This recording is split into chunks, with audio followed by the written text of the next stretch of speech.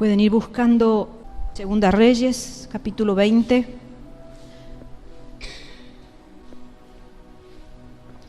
Cuando el Señor me dio este mensaje, hace 2 semanas atrás más o menos, estuve muy afligida, pensando cómo lo daría el mensaje, porque no había forma de cambiarlo. Dios lo había dado de una forma. Y yo ya lo di a este tema meses atrás, la misma lectura, el mismo capítulo, pero Dios me estaba mostrando qué es lo que Él quería que hoy hablara. Y la verdad que fue prácticamente una semana de estar cuestionándome si lo daba o no, pero me persiguió tanto la presencia del Espíritu de Dios que hasta que no lo preparé no quedé libre, no quedé satisfecha y no quedé convencida de que el Señor me iba a ayudar. Porque a veces la palabra de Dios es fuerte y nos duele, pero hay que ser obediente. Hemos cantado de que queremos obedecerlo al Señor, aunque en la casa de los hijos de Elí no quieran obedecerte, y aunque la multitud se vaya, Señor, siempre habrá un Samuel que te quiera oír. Y Señor, si aún siguen queriendo sin obedecerte algunos pocos más, Señor, ven a llevarme, porque contigo es mucho mejor, ¿verdad? Bueno, pero yo lo he titulado de 2 formas, 2 títulos: Dios conoce el futuro del ser humano y morir o vivir. Entonces esta palabra va a ser para alguna persona que Dios quiere ministrar, que seguramente vaya a escuchar esta palabra y su alma está atribulada porque no ha encontrado respuesta en un largo proceso que ha tenido en su vida. Quizás ha sido la pérdida de un hijo, quizás ha sido la pérdida de los padres, quizás ha sido la pérdida de un amigo, de una amiga, de un hermano, de un pastor, de un siervo que amamos. Hay tantas personas que en el transcurso de nuestra vida hemos aprendido a amar y a valorar, pero las circunstancias de la vida lo han sacado de la tierra y muchos corazones han quedado con ese interrogante: ¿por qué lo hizo Dios? Y hay muchas respuestas, pero Dios me ha dado hoy solamente una para una determinada situación y no me voy a mover de esa, porque así me la ha dado Dios y así la voy a predicar. Vamos a leer el primer versículo del capítulo 20 de Segunda de Reyes. Dice así: En aquellos días, Ezequías cayó enfermo de muerte. Y vino a él el profeta Isaías, hijo de Amós, y le dijo: Jehová dice así: ordena tu casa, porque morirás y no vivirás. Ese era el título de mi prédica anterior, no sé si se acuerdan. Ordena tu casa, porque morirás y no vivirás. Bien, este versículo vamos a ir viendo por partecitas. Vemos que hay una orden de parte de Dios a través de este gran profeta Isaías, un profeta que yo respeto profundamente, un profeta que amé y que me apoyé en él por muchísimos años. Y este profeta le dice a este poderoso rey, de parte del Señor, dice: ordena tu casa, ordena tu casa. Y fíjense, queridos hermanos, que muchas personas no le dan importancia al tema de la familia. Muchas veces las personas viven y procuran vivir bien ellos y dicen: bueno, mi familia hagan lo que quiera. Son responsables, son grandes, son adultos, ellos han decidido esa vida, yo no me meto con ellos y ellos darán cuenta algún día. Pero sin embargo acá estamos viendo que de parte de Dios el profeta venía y lo primero que le dice a este rey, antes de avisarle que iba a morir, le dice: ordena tu casa. O sea, para Dios era tan importante que tuviera que ordenar su casa. Dicho de otra forma, que dejara en disciplina a sus hijos, a su esposa, los miembros que vivían en su familia, que lo dejaran bien establecido en la tierra, bien ordenado. Si había algún desliz, había algún desorden familiar, Ezequías tenía que ir y reconvenirlos, exhortarlos, disciplinarlos, hablarle y decirle: Dios me ha dicho que ordene mi casa y tú te estás portando mal, tú estás haciendo esto, tú, etcétera. No sabemos qué podrían ser los desórdenes que habían en la casa de Ezequías, pero si el Señor le estaba diciendo que ordene su casa, es porque su casa estaba desordenada. Entonces vemos que lo prioritario en Dios fue la familia, lo prioritario. Un tema que tenemos que tenerlo muy, muy dentro de nuestro corazón y clamar a Dios por nuestra familia todos los días de nuestra vida. Aunque veamos que nuestra familia está hecha un desastre, aunque veamos que no es rescatable nada, aunque veamos que son casos perdidos, no importa. El Señor no nos ha llamado a dar solución nosotros. El Señor nos ha llamado a clamar, y si somos todavía autoridad de niños pequeños, a disciplinarnos y enseñarlos bien en el camino del Señor, porque vamos a dar cuenta ante Él de la disciplina, de lo que hemos enseñado a nuestros hijos, porque el Señor dijo que debíamos instruirlo al niño desde que fuera pequeño. Instruye al niño en su camino, y aun cuando fuere viejo no se va a apartar de él. Entonces ahí está la importancia de a los niños instruirlos cuando son pequeños bien, para que después no suframos ni tengamos dolor de cabeza por nuestros hijos que anden en cosas que nos lastimen el corazón. Entonces aquí el Señor le está diciendo: ordena tu casa. Y en segundo lugar le da una sentencia. Primero una orden y en segundo lugar una sentencia. Porque morirás. El Señor le está avisando a Ezequías que va a morir. Y gloria a Dios cuando el Señor avisa que alguien va a morir. Yo siempre digo que es un privilegio. Siempre digo eso y siempre lo predico. Que es un privilegio que el Señor nos dé tiempo para saber que nos vamos a morir. Porque esas muertes sorpresivas, yo me pregunto, ¿se habrá arreglado esa persona antes de partir con Dios, de partir de la tierra? ¿Se habrá puesto a cuentas con Dios? Porque a veces vivimos la vida pensando que vamos a ser eternos, que nunca vamos a morir, o quizás, bueno, algún día moriremos, y no nos preocupamos. Porque si el ser humano estuviera preocupado de que en cualquier momento puede morir, viviría un poquito más en obediencia a Dios. Veríamos las iglesias llenas con gente piadosas. Veríamos las iglesias llenas con gente que quiere amar a Dios de corazón sincero. Pero como la gente está indiferente, dicen, bueno, voy a ir a la casa de Dios de vez en cuando me siento enfermo, me siento mal, me siento preocupado, me falta el dinero, etcétera, etcétera. Y los demás días nos olvidamos porque estamos bien. Entonces hay motivo y razón para decir, bueno, hago esto, hago aquello. Aprovecho los días sábado, domingo para visitar, en fin, tantas cosas, ¿no es cierto?, que el ser humano a veces le da más importancia que venir a la casa de Dios. Pero acá el Señor fue directo y le dijo, porque vas a morir, no vas a vivir.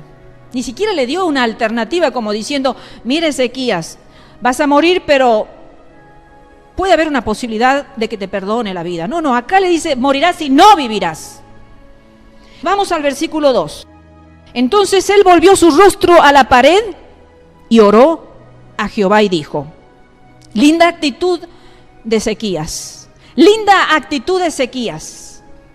porque orar es algo importante, quiere decir que algo de bueno había en el corazón de este rey, que buscó el primer camino de salvación, orar a Dios, conectarse con Dios, buscar ayuda en quien debe buscar ayuda. Porque hay personas que cuando se le dicta una sentencia de muerte, ya sea un médico, lo que sea, lo primero que hacen es decir, voy a buscar todas las formas posibles humanas de sanarme. Voy a buscar. Y así somos todos. Porque la verdad que yo no creo que haya una persona que le guste morir, sabiendo que va a dejar hijos, nietos, esposo, esposas, en fin. No nos gusta partir de esta tierra porque estamos muy enraizados a este mundo perdido.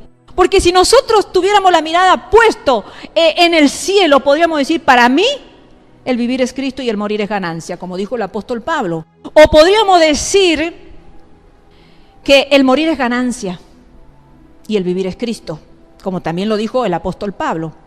Entonces el apóstol Pablo había llegado a un profundo conocimiento de lo que era estar con Dios, que para él, si vivía, vivía para Cristo, y si moría, era ganancia. Pero vemos que no todas las personas están preparadas ni han llegado a ese punto de entendimiento o de relación con Dios, de que si hay una sentencia en la vida, decimos, bueno Señor, mi vida ha terminado acá, has decidido llevarme, me voy contigo porque contigo es mucho mejor. Pero vemos que acá este rey tomó una buena actitud y oró a Jehová. Y el versículo 3 dice, y dijo, te ruego, oh Jehová, te ruego que hagas memoria de que he andado delante de ti en verdad y con íntegro corazón, y que he hecho las cosas que te agradan. Hasta aquí. Muchos se enojan con Dios y blasfeman el nombre de Dios. Cuando se han creído personas justas y buenas sobre la tierra, llegado el momento de desesperación, se transforman. Y de haber sido personas justas, verdaderas, íntegras y buenas, empiezan a maldecir el nombre de Dios, porque hay muchas formas de maldecir el nombre de Dios. De hecho, de decir: Dios, ¿tú por qué eres injusto conmigo? ¿Por qué me das esta sentencia, Señor? ¿Por qué tengo que estar bajo la sentencia médica de un cáncer, de un, no sé, cualquier cosa que tengamos sobre el cuerpo? Eso es una forma de blasfemar el nombre de Dios, porque decir: tú estás siendo injusto conmigo, Señor. Tú me estás haciendo algo que yo no merezco, porque yo he sido íntegro, he andado en la verdad delante de ti, he hecho las cosas que a ti te agradan, Señor. Pero sin embargo, este rey le está rogando. Y rogar no es lo mismo que hablar o pedir. Nosotros podemos pedirle a Dios algunas cosas y las podemos pedir de una manera como le pedimos a nuestros padres algunas cosas o le pedimos un favor a alguien. Pero cuando nosotros rogamos, es como una súplica, es algo que va con angustia, con un sentimiento tremendo, sincero del corazón. Te ruego. No es una oración cualquiera el rogar. No sé si todas las personas se habrán llegado a momentos determinados de la vida, pero creo que Dios nos da oportunidad a todos de llegar ante la presencia de Él a rogarle por algo. Porque a Dios le gusta, de alguna forma le gusta que nosotros lleguemos así, en rogativas, en ruegos. El Señor lo dice también a través de sus apóstoles, que lleguemos ante Dios con rogativas y ruegos, y con acción de gracias también. Bien, entonces dice que lloró Ezequías con gran lloro.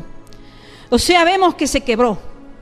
Porque a veces estamos orando y oramos, hablamos con Dios, rogamos, le clamamos y todo, pero llegar al punto de poder canalizar lágrimas en la oración es porque sinceramente es una oración particular, es algo que sale de lo muy profundo de adentro de nuestro ser. Entonces él dice que lloró. Y yo me pregunto, ¿quién no rogaría ante una situación límite? ¿Quién no tomaría la actitud que tomó este rey?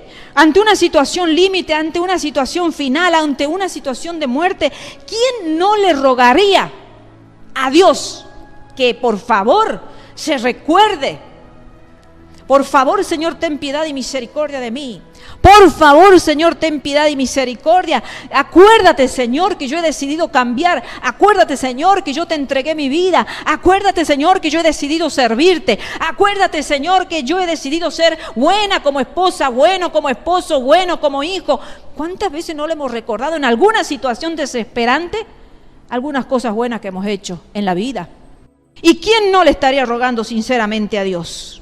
Tienen que ser personas que estén con el reino de Satanás metido adentro, que realmente ellos mismos quieran irse de esta tierra, como algunos que se quitan la vida. Pero este no es el caso de este rey. Este rey estaba con los cabales bien puestos y él le ruega a Dios y le dice que se acuerde que anduvo delante de él en verdad, con íntegro corazón, o sea, con un corazón sincero, y que hizo las cosas que le agradan a Dios y no a los hombres, porque dice el Señor que es mejor agradar a Dios que a los hombres, antes que a los hombres.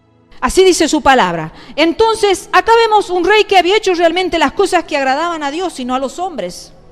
No le había importado quizás tanto quedar bien con los hombres, sino con Dios. Y dice que lloró con gran lloro. Y este gran lloro, esto es un síntoma de humillación.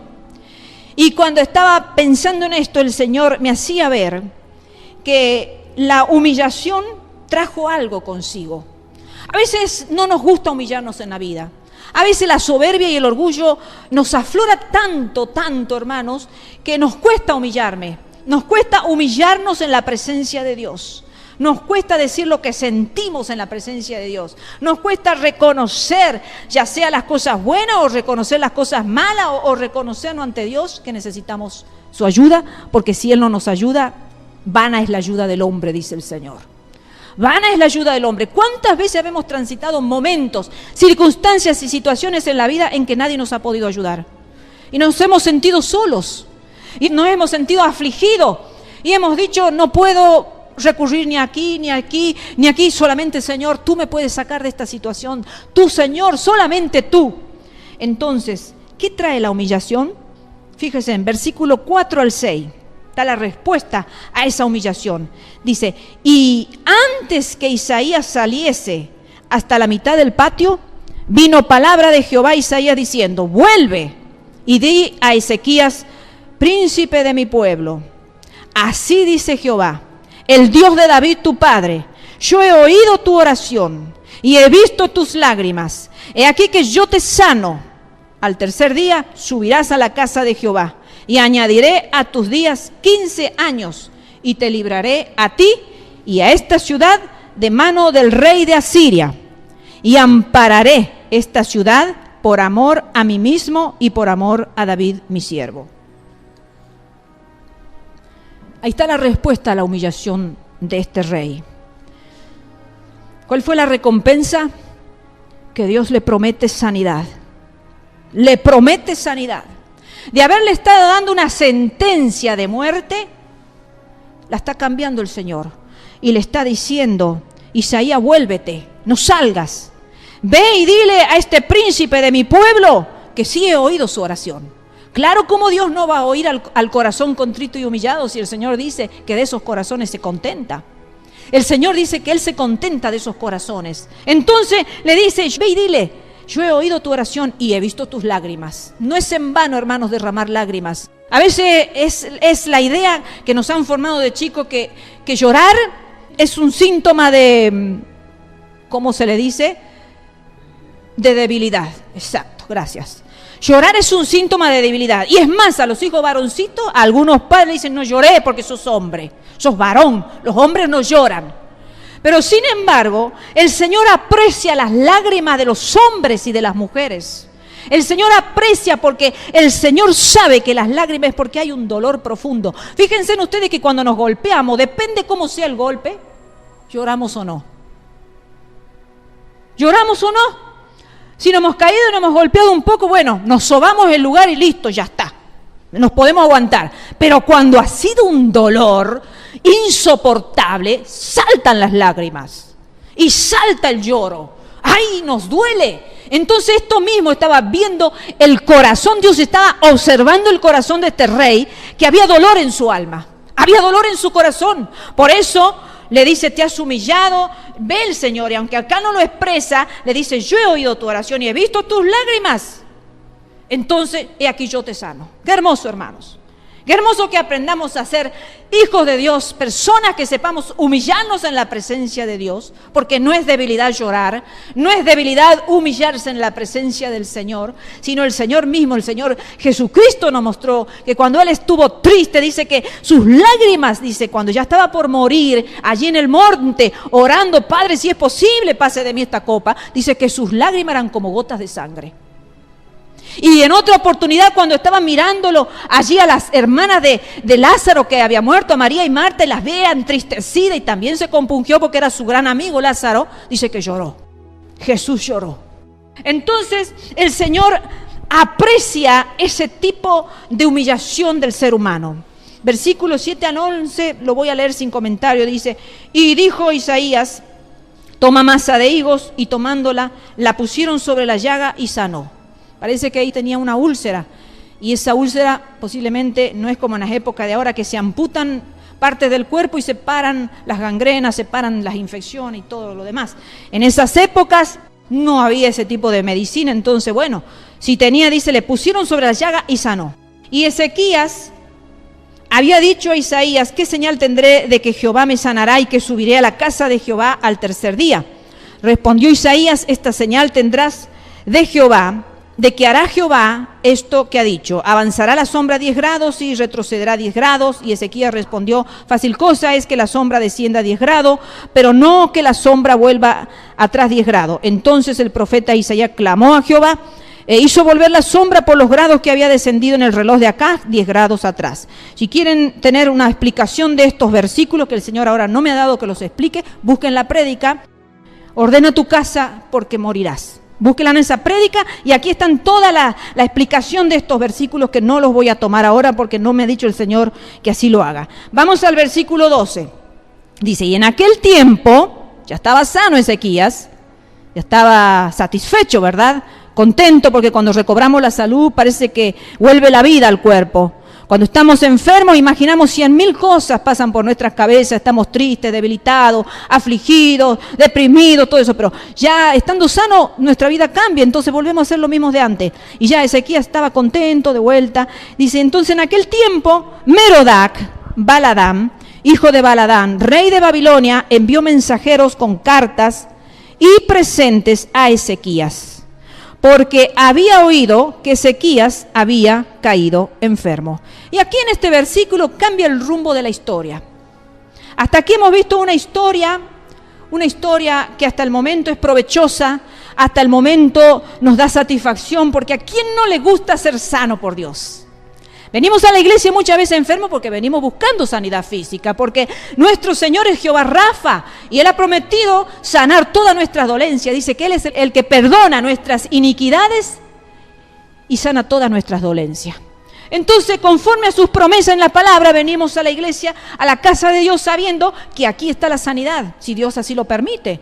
Entonces, ¿quién no ha tenido situaciones en la que uno ha venido buscando solución a sus problemas, buscando que el Señor le diera una respuesta a su vida a través de la prédica, que el Señor lo orientara, en fin, tantas cosas que venimos a la casa de Dios, aparte de adorarlo, aparte de alabarlo, aparte de hacer tanto por el Señor, porque le expresamos nuestro amor al Señor cuando lo adoramos y lo alabamos, con lágrimas o con risa o con lo que sea, o con danza o con lo que sea, es una manera de entregarle a Dios nuestro holocausto, nuestra ofrenda.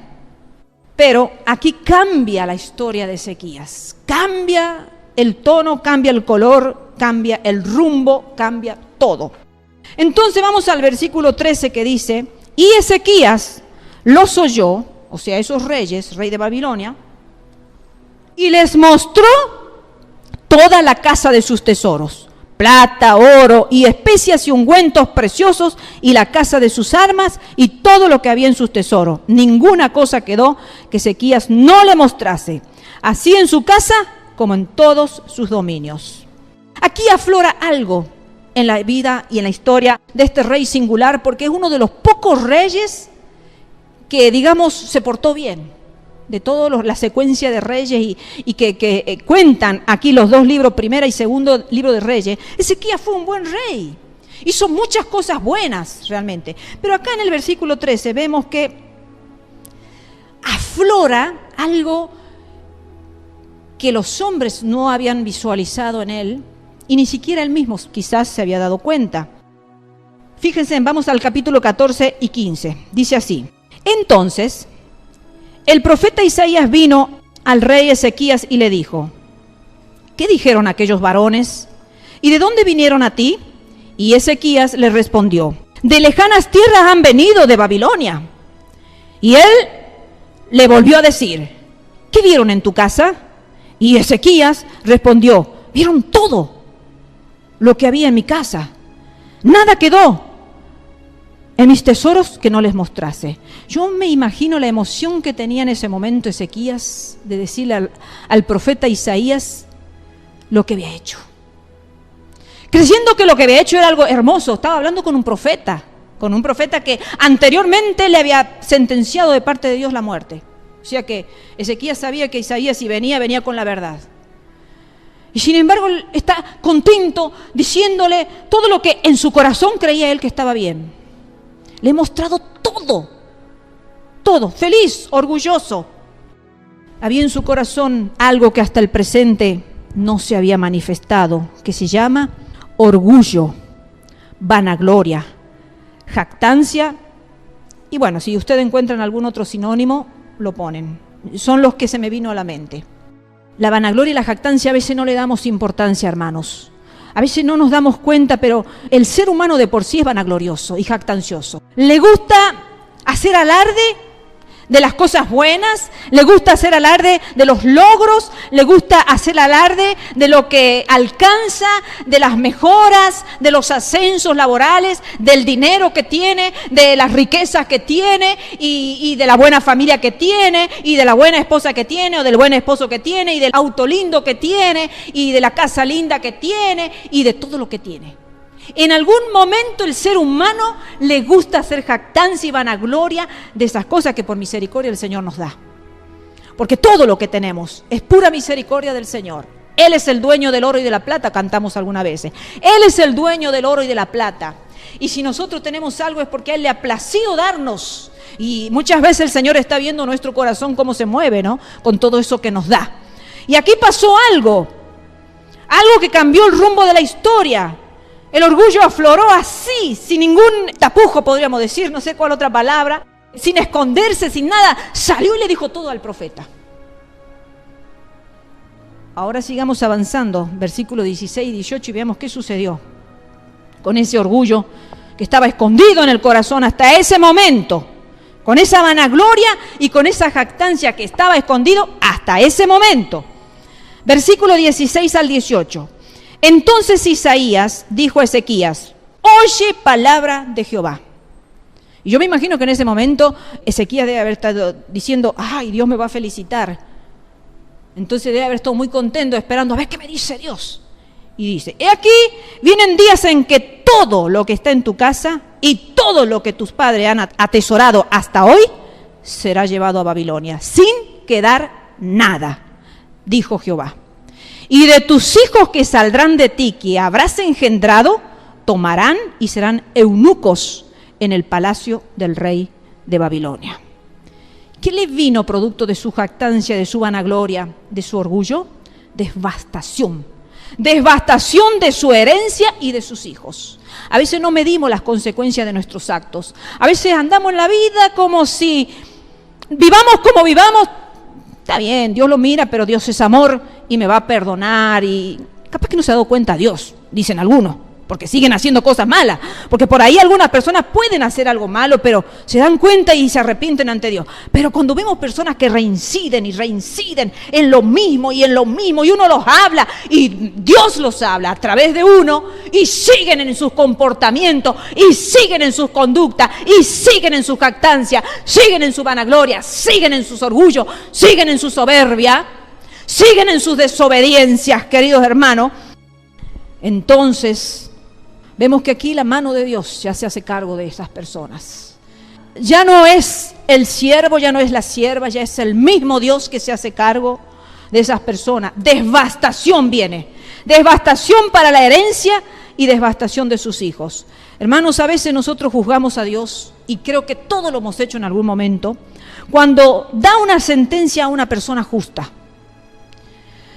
Pero realmente Dios es justo en todo. Si nosotros nos podemos a pensar quién es Dios, vamos a ver que Dios es justo en todo, pero hay veces que el ser humano juzga a Dios por una sentencia a un justo, pero realmente Dios es justo en todo, y lo que hace es porque Él conoce el corazón del hombre, que es lo que nosotros muchas veces no podemos llegar a conocer en la totalidad, el corazón del hombre. O sea, hasta los que lo rodeaban a Ezequías lo veían como buena persona, como buen rey. Y hasta él mismo se creía buena persona. Pero el que conoce realmente el recóndito del corazón y de los pensamientos y el alma, se llama Dios.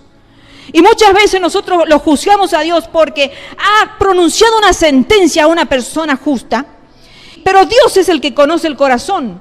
Y Dios es el que sabe lo que alberga en el corazón y conoce el futuro del ser humano. Solamente Dios es el que conoce el futuro del ser humano. Nosotros podemos venir y profetizar de parte de Dios lo que va a pasar en el futuro. Van a venir juicios futuros, van a venir sentencias futuras, porque Dios lo ha dicho en su palabra. Y nosotros reproducimos lo que Dios ha dicho en su palabra y vemos que las manifestaciones se están dando y se va cumpliendo lo que la palabra dice. Pero nosotros no sabemos lo que va a pasar en el futuro realmente como seres humanos. El que conoce el futuro se llama Dios. Nosotros podemos conocer nuestro presente nada más. Y solamente Dios sabe qué alberga el hombre en el corazón. Y Dios sabía lo que había escondido en el corazón de Ezequías. Dios lo sabía. Podemos ser muy buenos engañadores. Y la verdad que a veces nos rodeamos de personas muy buenas engañadoras. ¿Cuántas veces hemos pasado años a la par de una persona y después nos damos cuenta y decimos, pero ¿cómo no nos hemos dado cuenta? Terrible engañador, nos ha engañado por tanto tiempo, por tantos años. Son muy buenos simuladores, son muy buenos engañadores, pero Como a Dios no se le esconde nada, Dios sabía lo que había escondido en el corazón de Ezequías. Ahora yo hago una pregunta. ¿No hubiera sido mejor que Dios se lo llevara a Ezequías cuando se le profetizó que iba a morir? Porque eso es lo que me hablaba Dios. Ese era el tema puntual que me decía Dios. ¿No hubiera sido mejor que se lo llevara cuando en el momento que le dijo, ordena tu casa, Ezequías, vos que vas a morir? Hasta ese momento todo lo que hizo fue bueno ante los ojos de Dios y de los suyos. E incluso si moría en ese momento, se iba de esta tierra de la forma correcta. Se iba de la forma correcta, dejando su casa en orden, porque Dios le había dicho, ordena tu casa. Se iba de la forma correcta, dejando su familia en orden y bendecida. ¿Por qué? ¿Qué dice el versículo 17? Cuando le dan la sentencia. He aquí que vienen días en que todo lo que está en tu casa y todo lo que tus padres han atesorado hasta hoy, herencia, será llevado a Babilonia. O sea, perdió ahí toda su herencia. Sin quedar nada, dijo Jehová. Y después viene la sentencia de sus hijos. Y de tus hijos serán eunucos. Si él moría en el tiempo justo que Dios le venía a dar la sentencia de muerte, se iba dignamente de la tierra. Y nadie iba a tener que hablar nada de él. Porque realmente Ezequías había andado ante los ojos de Dios, en verdad, con íntegro corazón, y haciendo las cosas que a Dios le agradaban. Hubiera ordenado, hubiera hecho caso a la voz de Dios y hubiera puesto en orden toda su familia.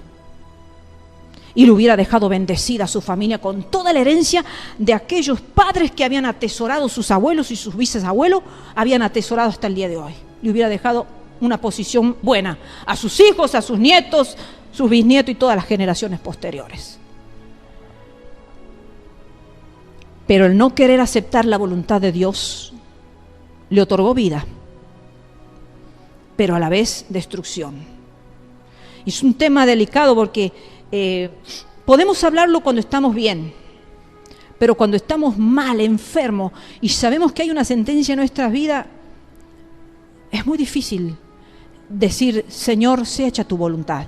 Podemos decir cuántas veces quieramos, Señor, sea hecha tu voluntad, cuando andamos bien por la vida, cuando no nos falta el dinero, cuando no nos falta el trabajo, cuando no nos falta la salud. Podemos decir, Señor, sea hecha tu voluntad. Claro, porque estamos bien. Pero cuando nos falta el dinero, nos falta el trabajo, nos falta la salud, vamos a ver si le vamos a decir, Señor, sea hecha tu voluntad. Si tú has determinado esto en mi vida, Señor, sea hecha tu voluntad. El no querer aceptar la voluntad de Dios le otorgó la vida que él quería tener, pero le trajo la destrucción. ¿Vale la pena conservar la vida de esa manera? Me pregunto yo. Yo no quisiera. Yo no quisiera que el Señor me diga, bueno, Nancy, te perdono la vida, pero verlo a mis hijos que no puedan tener generaciones después ellos, eunucos, no podían tener hijos. Verlo a mis hijos que hayan perdido toda la herencia y que, no sé, terminen como mendigos. Porque no sé cómo terminaron los hijos de Ezequías realmente. Bien no terminaron porque le llevaron todo, dice, Babilonia le llevó todo lo que habían atesorado. Entonces de ser príncipes pasaron a ser personas comunes. Entonces, no sé si vale la pena conservar la vida de esa manera, no sé si vale la pena decirle al Señor en nuestras oraciones lo que nosotros queremos. Porque el ser humano siempre le va a decir a Dios, Señor, yo quiero esto, quiero aquello, ten misericordia, ten piedad, Señor, no me quites la vida, dame salud, Señor, ten piedad, haz esto y aquello y aquello. Pero pocas veces nos llegamos, Señor, en el dolor, en la enfermedad, en la desesperación, Señor, haz como tú quieras en mi vida. Aún si me quieres llevar, y eso es digno, Señor, y va a dejar un recuerdo digno de mi persona y mi familia, tú la vas a ordenar, tú la vas a cuidar, porque yo he hecho como tú me has dicho, Señor. Yo he ordenado mi familia, Señor. Yo me he puesto a cuenta contigo como tú me has pedido, Señor. Entonces llévame, Señor. Tenemos que saber orar, hermanos. A veces no nos damos cuenta cuántas oraciones vanas hemos hecho en la vida, y quizás tenemos que saber orar por aquellas personas justas correctas, que están bajo una sentencia que a veces nos parece injusta, porque el Señor conoce qué será esa persona en el futuro. ¿Cuántas veces hemos ido a un lecho de dolor y los familiares vienen, ay hermana, por favor, ore, se está muriendo? ¿Y qué sabemos si Dios quiere que se muera? A veces nos obligan a hacer cosas que no sentimos en el corazón. Entonces por eso, hasta las veces que me han pedido que vaya a orar, le he consultado a Dios. Porque una vez Dios me había dicho, no vayas, miren que era para orar por una niña de 1 añito. Y el Señor me dijo, no vayas. Y yo insistí y me hizo caer y darme un porrazo tan grande que las piernas se me lastimaron y ahí entendí. No era por la niña, era por su madre. Andaba portándose mal, andaba en caminos malos y yo no sabía. A escondidas, después todo sale a la luz, por supuesto. Entonces cuando salió a la luz, yo dije, Señor, tú tenías razón, ¿por qué no te habré hecho caso de primera? Me hubiera evitado este terrible golpazo en la pierna. Hay cosas, hermanos, que tenemos que tener mucha sabiduría ante Dios, temor de Dios, tener una relación con Dios para poder orar correctamente. Hay muchos buenos siervos o siervas que fueron buenos, hasta que en algún momento lo dejaron de ser. Recuerdo cuántas cadenas de oración se han hecho por grandes siervos de Dios, que han impactado al mundo. Y aunque el mundo se ha reunido a hacer oraciones, cadena de oración, el Señor se lo ha llevado. No sabemos, Dios conoce por qué. Hay muchas razones, pero a mí Dios me hablaba de esta. Es mejor a veces partir, es mejor dejar un legado bueno, un testimonio bueno en la tierra. El que se muere se va a un lugar mejor si se va con Cristo. Y la familia queda bien reconocida porque su esposo, su esposa o quien haya sido ha dado buen testimonio. Pero algunos le piden y claman y suplican y Dios le dice, bueno, está bien, te doy eso. Pero después vemos sus vidas son un desastre. Son un desastre después su vida. Y nosotros decimos, pero ¿no hubiera sido mejor que hasta determinado momento esa persona ya partiera? Es mejor ser sacado de la vida en el tiempo del Señor y en su voluntad. Queridos hermanos, en la voluntad de Dios todo es perfecto. Lo que pasa es que nosotros no sabemos entender la voluntad de Dios y nos asusta la voluntad de Dios. Y no está mal que nos asuste, porque hasta Yahshua HaMashiach estaba ahí diciendo, Padre, si es posible, pasa de mí esta copa. Hasta el Hijo de Dios. Llegó un momento de debilidad fuerte, sabía lo que tenía que atravesar, sabía lo que tenía que cargar, el pecado de nosotros, el Hijo de Dios Santo, tenía que cargar nuestra inmundicia sobre su cuerpo, tenía que ser desfigurado, tantas cosas que tenía que pasar y él sabía. Entonces el Señor le dijo a su Padre, Padre, si es posible, pasa de mí esta copa. Pero después dijo, mas no se haga mi voluntad. Ahí está el secreto, hermanos, ahí está el secreto.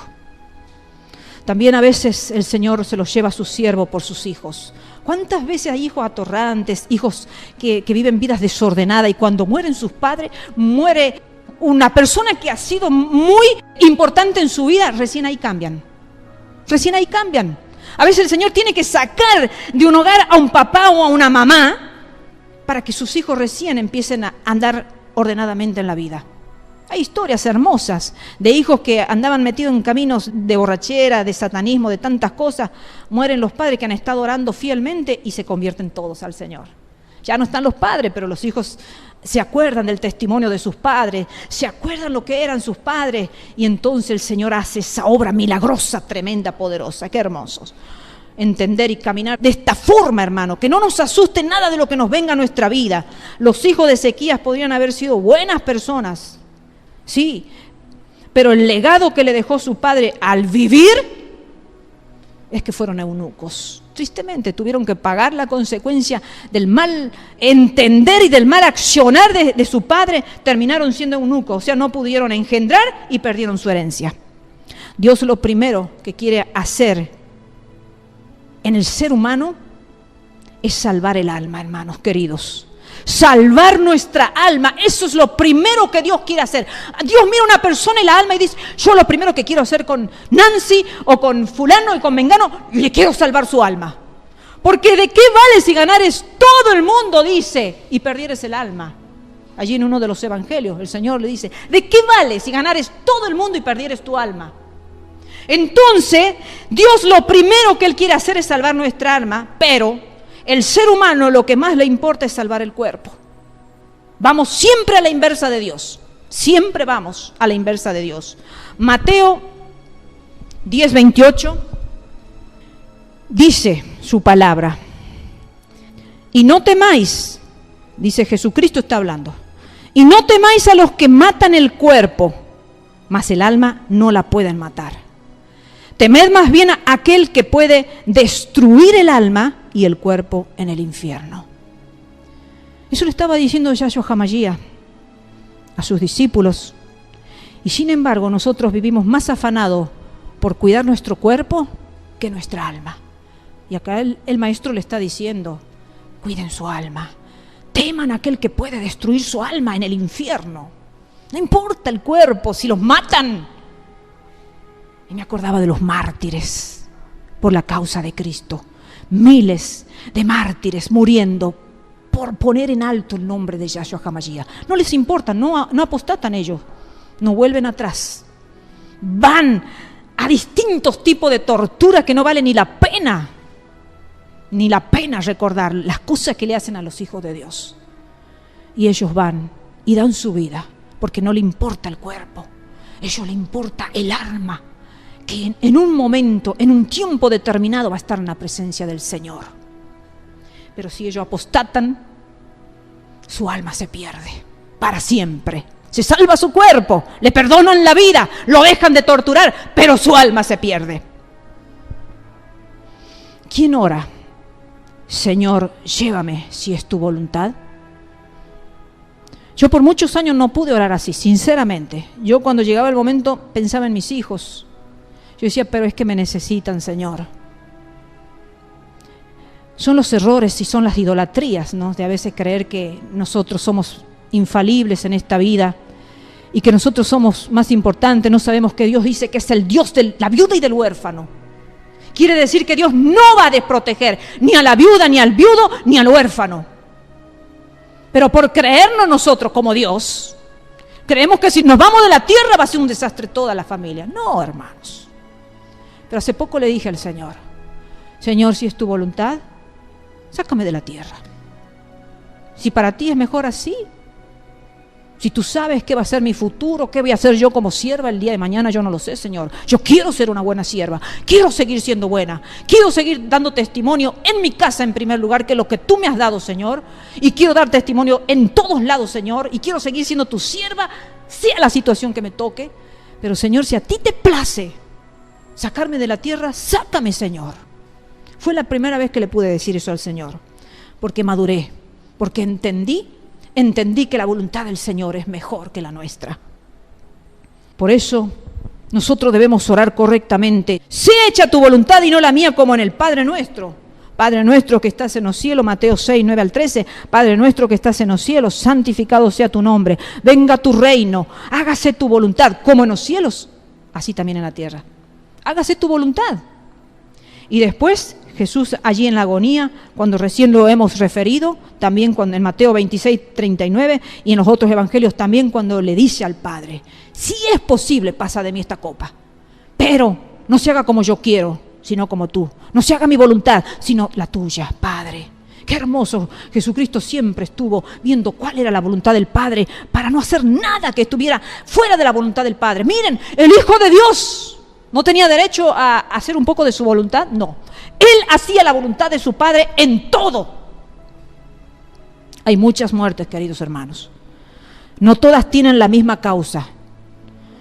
Pero el Señor me quiso mostrar esta. No todas las muertes tienen la misma causa. El Señor me quiso mostrar esta muerte porque seguramente hay una persona que necesita ser ministrada porque su corazón no se ha sanado, no ha aceptado la partida de algún ser querido.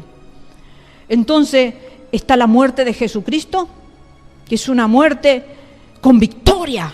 Está la muerte de los mártires, que trae gloria a nuestro Dios.